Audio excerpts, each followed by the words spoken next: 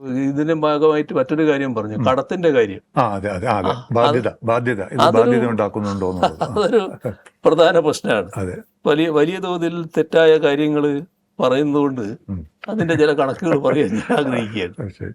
അതായത് ഇതിനെ നമുക്ക് അതിജീവിക്കാൻ കഴിഞ്ഞത് നമ്മുടെ നികുതി വരുമാനം നല്ല രീതിയിൽ വർദ്ധിപ്പിക്കാൻ കഴിഞ്ഞുകൊണ്ടാണ്. നമ്മുടെ തനത് നികുതി വരുമാനത്തിൽ നല്ല വർധനവുണ്ടായി.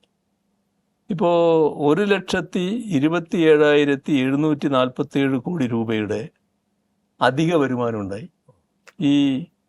അത് 2016-21 ആ 5 വർഷം എടുത്താൽ തനത് നികുതി വരുമാനം 47,453 കോടി രൂപയാണ്.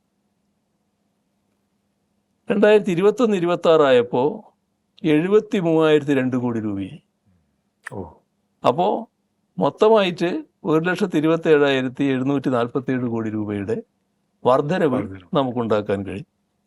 ഇപ്പോൾ 2025-26 വർഷത്തെ കണക്ക് വരാനിരിക്കുന്നേ ഉള്ളൂ. അതുകൂടി വരുമ്പോൾ ഈ പറഞ്ഞത് വർദ്ധിക്കും. ഇതൊരു നികുതി വരുമാനത്തിൻ്റെ കാര്യം.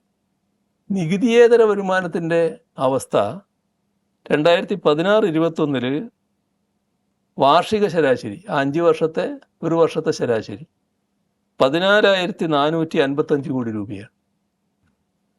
അപ്പോൾ ഇപ്പോൾ 2021 ശേഷമുള്ള ഈ സർക്കാരിൻ്റെ കാലത്ത് അത് 15,435 കോടി രൂപയാണ്. അപ്പോൾ വർദ്ധിച്ചു എന്നർത്ഥം. അതിലും 2025-26 കണക്ക് വരാനിരിക്കുകയാണ്. അപ്പോൾ അത് കുറച്ചുകൂടി കൂടും. അപ്പോൾ നികുതിയേതര വരുമാനത്തിൽ 1,52,645 കോടി രൂപ അധികമായി പിരിച്ചെടുക്കാൻ കഴിയും. ഇത് ജനങ്ങളെ മേലെ അധിക നികുതി ഭാരം അടിച്ചേൽപ്പിച്ചിട്ടല്ല, അങ്ങനെ താങ്ങാനാവാത്ത ഒരു നികുതി ഭാരവും അടിച്ചേൽപ്പിച്ചിട്ടില്ല. പിന്നെ മാത്രമല്ല, നികുതി ഭാരം അടിച്ചേൽപ്പിക്കാൻ ഇപ്പോൾ അധികാരവും ഇല്ലാലും എല്ലാം GST എന്ന് പറഞ്ഞിട്ട് കേന്ദ്ര ഗവൺമെൻറ് കയ്യിലല്ലേ. അപ്പോൾ ആ തരത്തിൽ ഒരു നികുതി ഭാരം അടിച്ചേൽപ്പിച്ചല്ലേ നല്ല രീതിയിൽ പിരിച്ചെടുക്കാൻ കഴിഞ്ഞു എന്നുള്ളതാണ്.